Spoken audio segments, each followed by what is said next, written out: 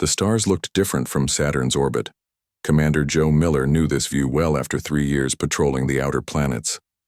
The rings glowed silver against the black of space as his ship, the EDF Dauntless, completed another routine. "Sweep.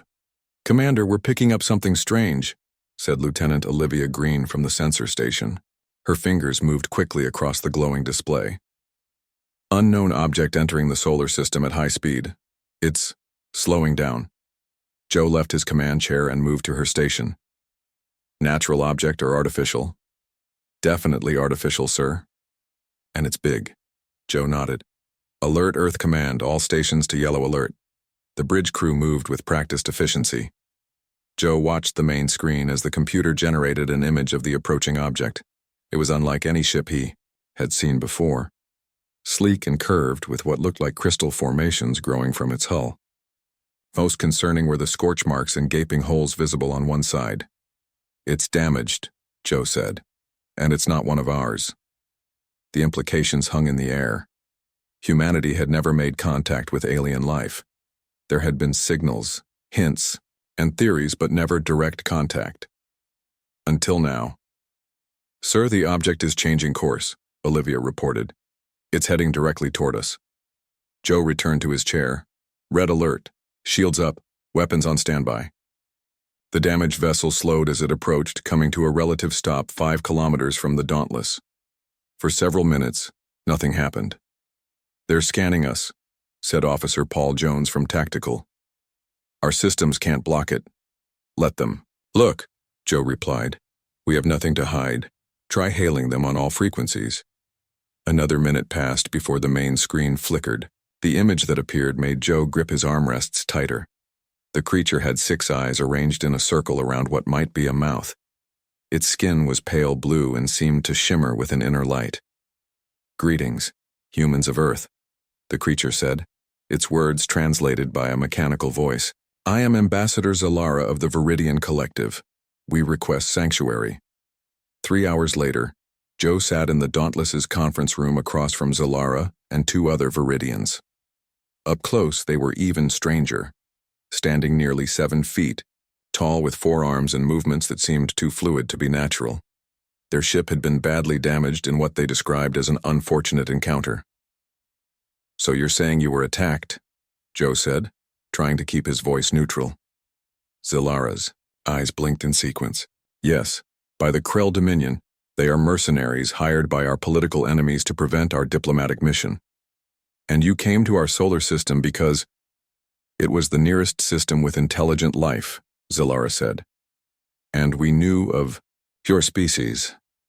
Earth has been observed from afar for many cycles." Joe felt a chill at this casual revelation that humans had been watched. "If these Krell are following you, you've brought them to our doorstep." Zalara made a gesture with her upper arms that Joe couldn't interpret. "The Krell are formidable, but they are also practical. They may not follow us here? Why not?" The 3 Viridians exchanged looks. "Because you are from Earth." "I don't understand," Joe said. "Your planet is classified in galactic records as a death world," Zalara explained. "Most spacefaring species evolved on worlds with less gravity, fewer pathogens, more stable climates, and less atmospheric pressure. Earth is extreme by galactic standards." Joe laughed, then stopped when he realized the aliens weren't joking. "Earth is just Earth. It's home." "To you, yes," Zalara said. "To most other species, it would be a nightmare of crushing gravity, toxic air, and biological warfare at the microscopic level. You evolved to survive these conditions. It makes you different." The communication officer interrupted with a message from Earth Command. After a brief exchange, Joe turned back to the Viridians. "Our leaders have agreed to meet with you. We'll escort your vessel to Earth orbit. Can it make the journey?" "With some assistance, yes," Zalara said. "We offer our deepest gratitude, Commander. In exchange for sanctuary, we are authorized to share certain technologies with your people." Joe nodded. "That will be for our leaders to discuss. Now tell me more about these Krell. If they do follow you here, what are we facing?" Zalara's skin darkened slightly. The Krell Dominion is a mercenary force drawn from many worlds. Each brings unique abilities and technologies to battle. They have conquered species far more advanced than yours. She paused, her 6 eyes blinking rapidly. But even they have protocols about engaging Deathworlders directly. As the Dauntless began the journey back to Earth with the alien vessel in tow, Joe wondered what exactly that meant. The news of first contact spread quickly on Earth. By the time they reached orbit, the world was in a frenzy of excitement and fear. Military vessels surrounded the Viridian ship as it was guided to a secure docking area at the International Space Station. Joe escorted Zalara to her first meeting with Earth's representatives, a hastily assembled group of military officials, scientists, and government leaders. General Alex Ward of the Earth Defense Force led the human delegation. Ambassador Zalara, the general said with a formal nod. Welcome to Earth. We have many questions. As do we, Zalara replied. But first, I must warn you. While the Krell may hesitate to follow us here, they are bound by contract to retrieve us. If they determine your defenses are sufficiently weak, they may eventually come. A murmur went through the human delegation. The general leaned forward. How much time do we have? Perhaps 3 of your months. Possibly less. Then we should begin preparing immediately, the general said. Commander Miller reports you've offered technology in exchange for protection. Yes, Zalara said. We can provide significant improvements to your propulsion systems, energy generation, and defensive capabilities. And what exactly are you seeking protection from? Who hired these mercenaries? Zalara's body tensed visibly. Political rivals. Within our collective, there is a disagreement about opening relations with emerging species like yours. Joe noticed how she carefully avoided the direct question. There was more to this story than the Viridians were saying. The meeting continued. For hours as details were negotiated, Joe remained silent, observing. When the Viridians were finally escorted to their quarters, General Ward held Joe back. What's your assessment, Commander? Joe chose his words carefully. They need us more than they're letting on. And I think there's something significant they're not telling us about why they're being hunted. The general nodded. Keep an eye on them. I want to know what we're really getting into before these Krell arrive. As Joe left the meeting, he found Zalara waiting, in the corridor. Commander Miller, she said quietly. There is something you should understand about your species. Throughout the galaxy there is a saying. Even elite mercenaries avoid fighting Deathworlders. Soon, you will understand why. Joe watched her walk away, wondering what humanity was about to discover about their place in the galaxy, and about themselves. 3 months passed quickly. Viridian embassies now stood in major cities across Earth. The one in Chicago was a strange mix of human and alien design, curved walls and odd angles, yet built with concrete and steel. Lieutenant Kate Howard walked its halls daily as the head of security. Kate had grown to like her job. At first, protecting aliens had seemed strange, but now it felt almost normal. She nodded to the human guards at their posts as she made her way to the laboratory section. The door slid open with a soft hiss. Zariel? Are you here? She called. The Viridian scientist emerged from behind a large machine. Unlike Ambassador Zalara, Zariel had only 5 eyes. A genetic variation, he had explained once. His blue skin looked almost gray under the bright lab lights. Lieutenant Howard, he said, his translator making his chirping sounds into smooth English. I was hoping you would visit today. Over the past weeks, Kate had spent many off-duty hours with Zariel. His curiosity about humans matched her curiosity about Viridians. They had become something like friends. What are you working on? Kate asked, looking at the screens filled with data. You, Zariel said simply. Or rather, humans in general. Your physiology continues to amaze me. He guided her to a display, showing human and Viridian body scans side by side. Look here, he said, pointing with one of his forearms. Your skeletal structure, the density is remarkable, and your muscle fibers, So compact, so strong. Kate shrugged. We just seem normal. To ourselves. No, Zariel insisted, his eyes blinking rapidly with excitement. What you consider normal would be extraordinary to most spacefaring species. Your planet has 9.8 meters per second squared of gravitational acceleration. The average across worlds with intelligent life is 5.2. So we're heavier, Kate said. You are stronger, Zariel corrected. Everything about you had to adapt to this crushing force. Your bones would be unbreakable to many species. Your heart pumps against pressure that would kill most beings. He moved to another screen. And this, your oxygen-nitrogen atmosphere would be toxic to 70% of known spacefaring races. The bacteria and viruses on your skin alone would cause plagues on other worlds. Kate frowned. You make us sound dangerous. You are, Zariel said. But his tone wasn't fearful. Your bodies repair damage that would be fatal to others. You endure temperature variations that would kill most sentient beings. Your reaction times and adaptability are terrifying from our perspective. Before Kate could respond, her communication device buzzed.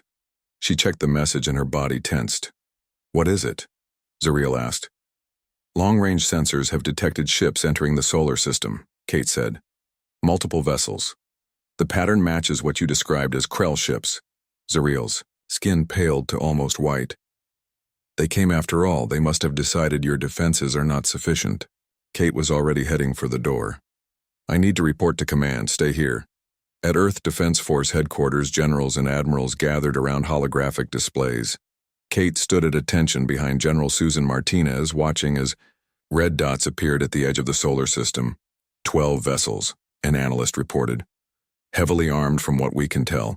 They're moving slowly, deliberately. They're being cautious, General Martinez said. Good, that gives us time. Ambassador Zalara stood nearby with 2 Viridian advisors. They whispered among themselves in their clicking language. Ambassador, General Martinez said sharply. Is there anything else you need to tell us about these Krell? No more convenient omissions? Zalara stepped forward. General, there is something we haven't fully explained. The Krell Dominion never directly attacks species from death worlds like Earth. It's not worth the casualties. Then why are they here? Martinez demanded. They will try to use their technological advantage. They will threaten, intimidate, and if necessary, attack from orbit where your physical advantages don't matter. The room fell silent as everyone processed this information.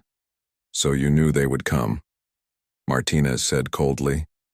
You counted on our Deathworlder status as protection all along.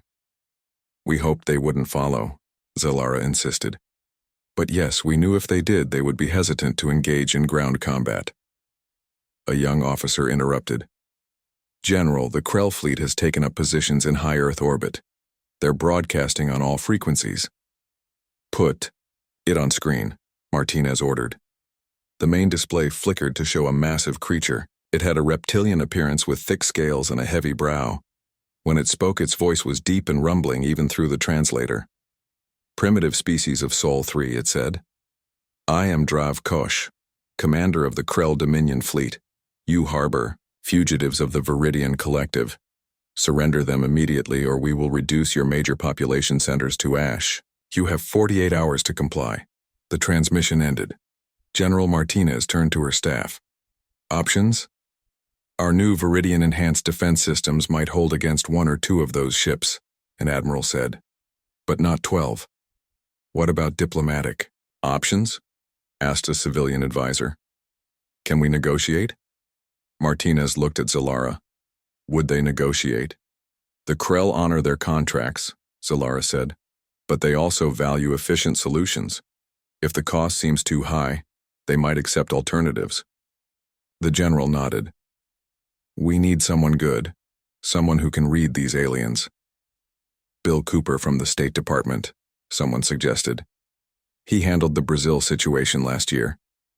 Get him here, Martinez ordered, and prepare evacuation plans for major cities just in case. As the meeting ended, Kate approached Zalara. You still haven't told us everything. Why are the Krell really after you? Zalara's eyes blinked in that strange sequence that Kate now recognized as discomfort. It's complicated, the ambassador said. Political rivals, as we explained. No, Kate insisted. There's more. Zariel nearly panicked when he heard they were coming. What are you hiding? Zalara looked around to ensure they weren't overheard. Lieutenant Howard, what do you know about biological warfare? Kate felt a chill. Enough to know it's banned on Earth. It's banned in most of the galaxy as well, Zalara said quietly. For good reason. Before she could say more, they were interrupted by an aide. Lieutenant Howard, you're assigned to the diplomatic team. They want you to meet Bill Cooper when he arrives. Kate looked back at Zalara, but the ambassador had already moved away to join her advisors. Whatever secret the Viridians were hiding, Kate was now certain of one thing. Earth was caught in the middle of something much bigger than a simple political dispute. As she left to meet Cooper, Kate couldn't help wondering, if humans were so terrifying to other species, why did she suddenly feel so vulnerable? Bill Cooper looked nothing like what Kate had expected. The man who entered the briefing room wore a slightly wrinkled suit, had messy brown hair, and a friendly smile. He didn't look like someone about to face alien mercenaries who threatened to destroy Earth's cities. You must be Lieutenant Howard, he said, extending his hand. I've been told you'll be on my security detail. Kate shook his hand. Yes, sir. I've been working with the Viridians at the Chicago embassy. Good, Bill said, dropping into a chair. Then you can tell me what they're really like. Not the diplomatic talk. What's your gut feeling about them? Kate thought for a moment. They're hiding something. They're scared of the Krell, but there's more to it. Just before I came here, Ambassador Zalara mentioned biological warfare. Bill's smile faded. That's concerning. Very concerning. He opened a tablet and scrolled through files. Okay, here's the plan. We've requested a face-to-face meeting with the Krell commander. Neutral ground, an orbital platform halfway between Earth and their fleet. They agreed to that? Kate asked. Surprisingly, yes. I think they're curious about us. Bill closed his tablet. You'll be part of a 4-person security team. Small enough not to be threatening, large enough to look serious. 20 hours later, Kate stood in the docking bay of Orbital Platform Alpha, checking her sidearm. The small diplomatic shuttle carrying Bill Cooper and the security team had just arrived. Beside her stood 3 other EDF soldiers, Sergeant Matt Peterson, Corporal Drew Evans, and Staff Sergeant Amy Wright. Remember, Bill said as they prepared to enter the meeting room, we're here to buy time. Earth's cities are evacuating civilians. Every hour we keep talking as thousands more people move to safety. The doors opened to reveal a large round table. On the far side stood 7 alien beings, each different from the others.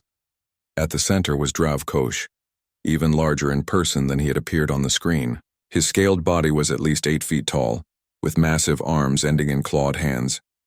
To his right stood a thin gray being with 4 spindly legs. To his left was something that looked like a giant insect. The other aliens were equally strange. One seemed made of rock, another had tentacles instead of arms. One was covered in fur, and the last appeared almost gaseous within a containment suit. The Krell Dominion, Bill whispered. 7 species working together. Kate noticed something odd. The aliens maintained an unusual distance from the human delegation. The table was large enough that it didn't seem obvious, but she could tell they were standing farther back than necessary. Welcome, Earth representatives, Dravkosh rumbled. You wish to discuss terms? Bill stepped forward with a friendly smile. Commander Dravkosh, thank you for agreeing to this meeting. I'm Bill Cooper from Earth's Diplomatic Corps. The negotiations began slowly. Bill was good, better than Kate had expected. He asked questions, expressed understanding of the Krell's position, and slowly worked toward suggestions. The Viridians have requested asylum under Earth's protection, Bill explained after nearly an hour of talk. We cannot simply hand over people who have asked for our help. They are not people seeking help, Dravkosh hissed. They are fugitives who have committed crimes. What crimes? Bill asked calmly. Dravkosh smashed his fist on the table, leaving a dent in the metal. "You don't understand what you're doing," he growled. "The Viridians deceived you. They're not diplomats. They're war criminals who developed biological weapons that devastated 3 systems." The room fell silent. Kate thought of her conversation with Zalara about biological warfare. "That's a serious accusation," Bill said carefully. "Do you have evidence you can share with us?" "We do not need to share evidence with a primitive species," snarled the insect-like Krell. Bill maintained his calm. "With respect, if you want our cooperation, we need more than just your word." As the conversation grew tenser, Kate noticed the furry Krell mercenary moving slowly around the edge of the room, gradually getting closer to Bill. Its hand moved towards something at its belt. Kate tensed, ready to move, but Staff Sergeant Amy Wright was faster. In one fluid motion, Amy crossed the space between them, grabbed the alien's arm, twisted it behind its back, and forced the mercenary to the ground.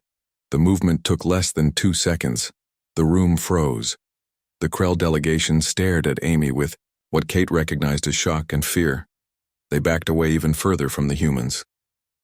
"Your soldier attacked a member of the Dominion," Dravkosh said, but his voice held more surprise than anger. "Your mercenary was reaching for a weapon while approaching our diplomat," Kate countered.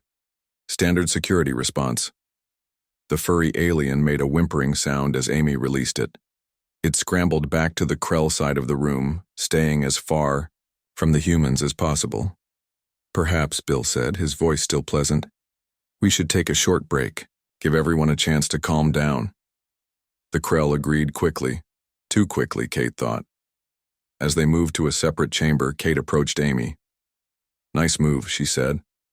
"But something strange just happened. Did you see how they reacted?" Amy nodded. "They're afraid of us. Not our weapons or technology. Us."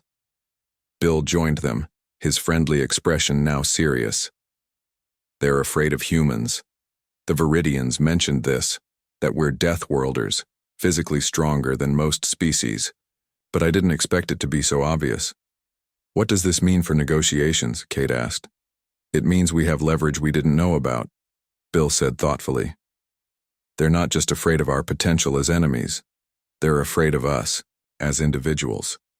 When the meeting resumed, the Krell kept even more distance. Bill changed his approach subtly, his posture more confident. "Perhaps we can find a compromise," he suggested. "We will investigate the Viridians' activities while they remain under our protection. If we find evidence of the crimes you've described, we will hold them accountable according to our laws." Dravkosh consulted with the other Krell in their own languages before responding. "This is acceptable as a temporary measure. You have one of your Earth months to conduct your investigation. We will withdraw to the edge of your system, but remain within range. And you will not attack Earth or any human settlements," Bill added firmly. "We will not initiate conflict," Dravkosh agreed, his eyes fixed on Amy Wright. "But we advise you to search the Viridian vessels thoroughly. What they brought to your world may be more dangerous than you realize." As they returned to Earth, Kate found Bill staring out the shuttle window at the stars. "They're hiding something too," she said. "The Krell, I mean." Bill nodded. "Two sides, both lying, and Earth caught in the middle." He turned to face her. "Lieutenant Howard, I want you to lead a team to search the Viridian vessels and facilities. Find out what they're really doing here." "Yes, sir," Kate said. "And if they resist?" Bill's usually friendly face hardened. "Then we'll show them why even elite mercenaries avoid fighting Deathworlders." Kate led her team through the curved corridors of the main Viridian vessel. The ship had been in Earth orbit for 3 months now, supposedly undergoing repairs. 6 soldiers followed her, their footsteps echoing on the metal floor. "Stay alert," Kate warned. "We don't know how they'll react to this inspection." Ambassador Zalara had protested when informed about the search. Her usual calm demeanor had broken, revealing what Kate thought looked like panic. That alone convinced Kate they would find something important. "Lieutenant," called Sergeant Ben Riley from a side passage. "You should see this." Kate followed him into what appeared to be a laboratory. Unlike the clean, organized lab where Zariel worked in the Chicago embassy, this room was cluttered with strange equipment. Glass containers filled with colored liquids lined the walls. In the center stood a large machine with tubes and wires extending from it like tentacles. What is all this? Kate wondered aloud. It looks like some kind of research facility, Ben said. Kate's communication device buzzed. It was Bill Cooper. Lieutenant, what have you found? He asked. Some kind of lab, sir. I'm not sure what they're working on, but it's extensive. The Viridians are getting nervous down here, Bill said. Zalara is demanding we stop the search. Keep going. Kate continued through the ship, documenting everything with her camera. They found more labs, storage rooms filled with samples, and what looked like medical facilities.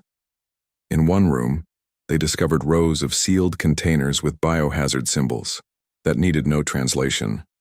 Sir, Kate reported to Bill, I think the Krell were telling the truth. This looks like biological research, possibly weapons. Before Bill could respond, an alarm sounded throughout the ship. Red lights flashed along the corridors. We need to leave, Kate told her team. Now. They hurried toward the exit, but found their path blocked by 4 Viridians. Unlike the scientists and diplomats Kate had met before, these wore what appeared to be armor. They carried devices that Kate assumed were weapons. You must stop, one of them said. You are not authorized to access these areas. Kate kept her voice calm. By Earth Defense Force Authority and with permission from your ambassador, we are conducting an inspection of this vessel. You have seen too much, the Viridian said. You cannot leave until our work is complete.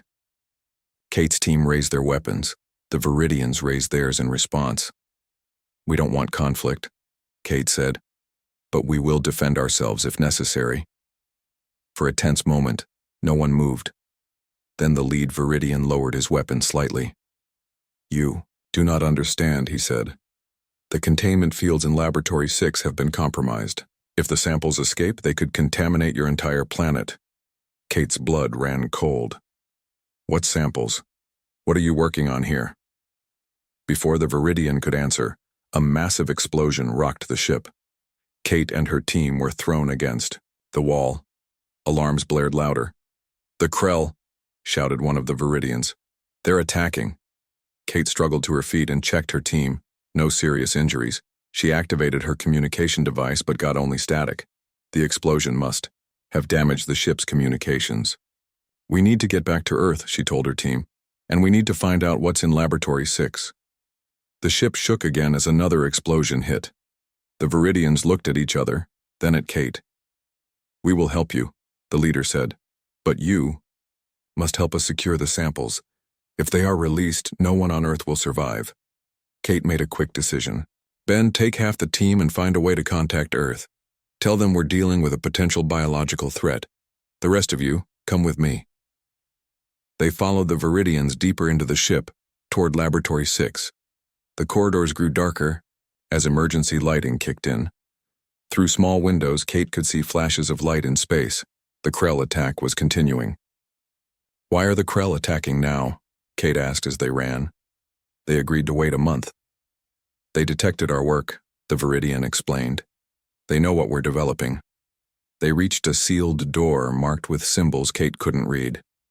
The Viridian placed his hand on a panel and the door slid open. Inside was a scene of chaos. The explosion had damaged the lab severely. Containers were broken, equipment was sparking, and in the center, a large cylinder had cracked open. A glowing, green mist was slowly seeping out. Containment breach, the Viridian said, his voice filled with fear. We're too late. What is that? Kate demanded. A cure, came a voice from behind them. Kate turned to see Zariel entering the lab.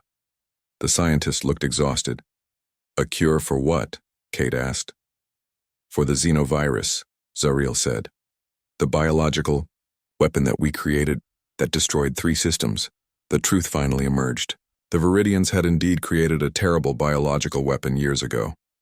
It had escaped containment and ravaged multiple worlds. Most of the Viridian scientists responsible had been caught and punished, but a small group had escaped. We're not war criminals, Zariel insisted as they worked to seal the leaking cylinder. We're the scientists who are trying to fix our mistake. We came to Earth because your biology, your immune systems and genetic structure hold the key to creating a cure. So you used us, Kate said angrily. You risked our planet. We had no choice, Zariel replied. The Krell don't care about a cure. They only want to punish those responsible. But millions are still dying from the xenovirus. We had to find a solution. The ship rocked with another explosion, more violent than before. Warning lights flashed everywhere. The ship's core is destabilizing, a Viridian technician reported. We have minutes before it explodes. Kate made the call. Evacuate everyone to the escape pods. Take what research you can save. As they rushed to grab containers and data storage devices, Kate's communication device suddenly activated. Lieutenant Howard, came General Martinez's voice. The Krell have launched a full attack. We're responding with the new defensive systems, but we need to know what you found. The Viridians created a bioweapon years ago, Kate reported quickly. But this group is working on a cure, not a weapon. They came to Earth because our biology might help them develop it. Understood, Martinez replied. Get off that ship now. We're launching Operation Grasshopper. Kate helped the Viridian scientists load their most critical samples into an escape pod. As they prepared to launch, she asked, What's Operation Grasshopper? Her communication device crackled with a new voice. Commander Joe Miller from the Dauntless. We're taking the fight to them, Lieutenant, he said. Special Forces teams are boarding the Krell vessels. If they're so afraid of facing Deathworlders up close, let's give them something to really fear. As their escape pod launched away from the dying Viridian ship, Kate saw small, fast human vessels streaking toward the massive Krell ships. The plan was incredibly risky, but it might be Earth's only chance. Earth was about to show the galaxy why even elite mercenaries avoid fighting Deathworlders. Major Frank Diaz had never imagined he would fight aliens in space. As a veteran of Earth's unification wars, he had seen combat on every continent. But floating in a stealth shuttle approaching a massive Krell warship was something entirely new. 2 minutes to contact, said the pilot. Stealth systems holding. Frank checked his team one last time. 8 operators, each chosen for their combat experience and cool heads. They wore the new space combat suits developed with Viridian technology. Lightweight but stronger than anything humans had made before. Remember, Frank told his team, according to our intel, the Krell have never had to repel borders, especially not Deathworlders like us. Their internal security is designed to keep their various species in line, not to fight off external threats. The shuttle approached the hull of the Krell flagship silently, hidden by the meteor shower that Earth had predicted would pass through this section of space. The timing was perfect. Contact in 30 seconds, the pilot announced. Prepare for breach. Frank took a deep breath. Operation Grasshopper was a desperate plan. While his team would board the flagship, 2 other teams would hit different Krell vessels. If they could capture or disable even a few ships, it might force the Krell to withdraw. The shuttle touched the hull with barely a tremor. Magnetic clamps engaged, holding it in place. The breach team went to work using cutting tools to create an entry point through the alien metal. We're through, reported Sergeant Lisa Cruz. Atmosphere is breathable, but thin. Keep your masks on. Frank led the way into the Krell ship. The corridor was huge, clearly designed for beings larger than humans. The lighting was dim and reddish, casting long shadows. Move out, Frank ordered quietly. Toward the bridge. They encountered their first Krell only minutes later, 2 of the insect-like beings that had been at the diplomatic meeting. The aliens froze at the sight of the humans, then turned and fled, chittering loudly. That was easy, Lisa said. They're afraid of us, Frank reminded her. Let's use that. The team pushed deeper into the ship. Occasionally they met resistance. Krell mercenaries who fired energy weapons from a distance. But whenever the humans closed to short range, the aliens retreated, sir, called Corporal Greg Ward. I think I've found their internal communication system. Frank examined the panel Greg had accessed. Can you use it? Greg nodded. The Viridians gave us translation software. I think I can broadcast a message throughout the ship. Do it, Frank ordered. Tell them we've boarded and are heading for the bridge. Let's add to their fear. The message went out echoing through the ship in multiple alien languages. The effect was immediate. Alarms began to sound and the corridors ahead emptied as Krell fled. "They're not standing their ground," Lisa observed. "These are supposed to be the most elite mercenaries in the galaxy." "Against conventional enemies, probably," Frank said. "But we're not conventional. Not to them." They fought their way toward the bridge, meeting less resistance with each deck they cleared. Most of the Krell simply retreated rather than face the humans directly. Frank's communications. "Device activated. Major Diaz," came General Martinez's voice. "Status report." "We've penetrated deep into the flagship," Frank reported. "Minimal casualties. The Krell are retreating before us. Team 2 reports similar progress on their target. No word from Team E3. "Keep pushing," Martinez ordered. "The Krell fleet has stopped firing on Earth. I think they're distracted by your boarding action." Frank smiled grimly. "We'll reach the bridge soon. Diaz out."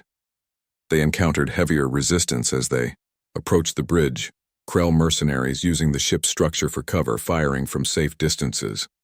But their fear of close combat with humans gave Frank's team the advantage. "Final approach," Frank announced as they reached the massive doors to the bridge. "Breach charges ready."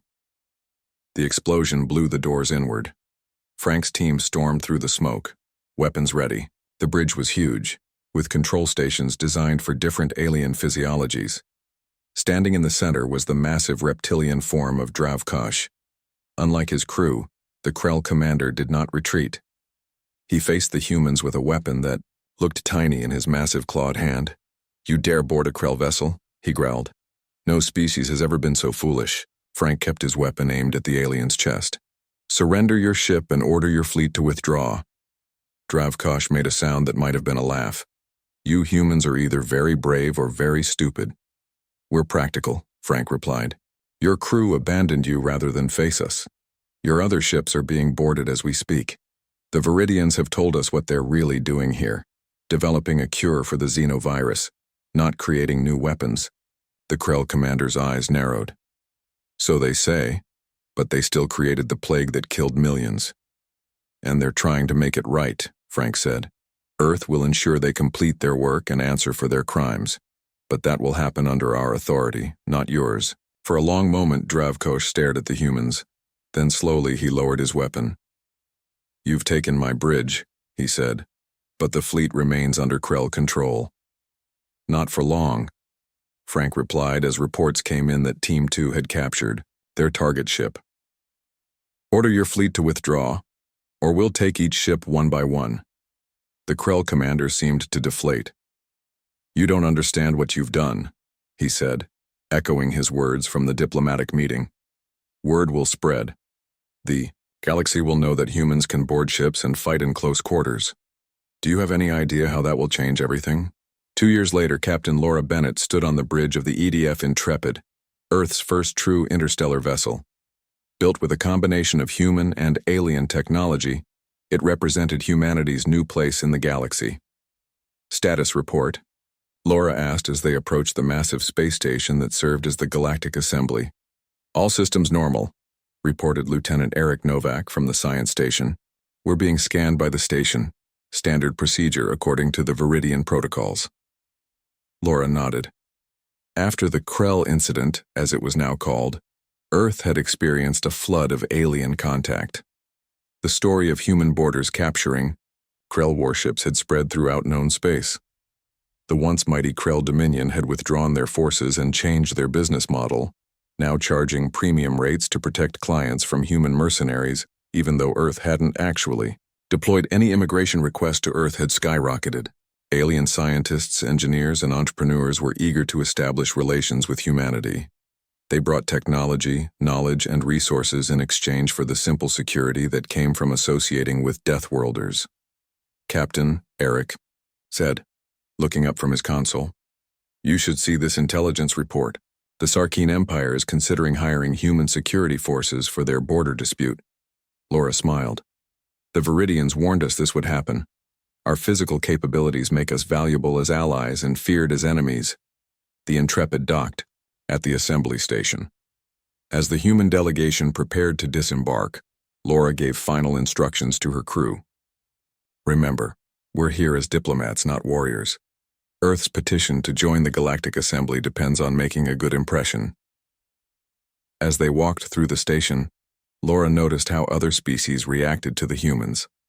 A mixture of fear, respect, and intense curiosity. Species from across the galaxy observed them with fascination. After the formal reception, the Viridian ambassador approached Laura. The alien had been pardoned in exchange for completing the xenovirus cure, which had already saved millions of lives across affected systems. You realize that your species will never be just another member of the galactic community? She said quietly. The simple traits you take for granted, your strength, endurance, immune response, and adaptability, make you unique. Some fear you, others will seek to exploit you. All will underestimate you at least once. Laura smiled. That's been the story of humanity since we first climbed down from the trees. We're used to being underestimated. As she walked away, Laura overheard two alien diplomats whispering, "Have you heard? The Sarkeen Empire is considering hiring human mercenaries for their border dispute." Impossible. No one would be that desperate. These Deathworlders change everything. The old rules no longer apply. Laura suppressed a smile as she rejoined her crew. Humanity had found its place among the stars not through superior technology or ancient wisdom, but through the simple, powerful traits forged on a world that other species considered too harsh to inhabit. Earth was a death world, and even elite mercenaries avoided fighting Deathworlders.